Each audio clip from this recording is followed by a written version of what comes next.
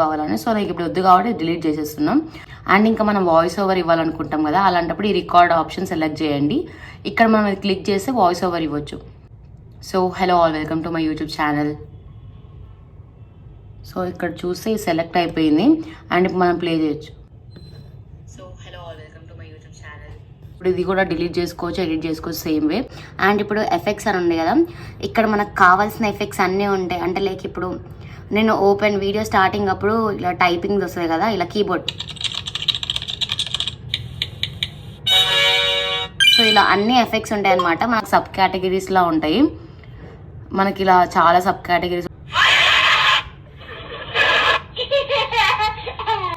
So ఇలా అన్ని sub కేటగిరీస్లో different options ఉంటాయి, ఎఫెక్ట్స్ అన్ని మీరు యూజ్ చేయొచ్చు. తర్వాత టెక్స్ట్, మీకు యూస్ఫుల్ అయ్యే థింగ్స్ మాత్రమే నేను చెప్తున్నా.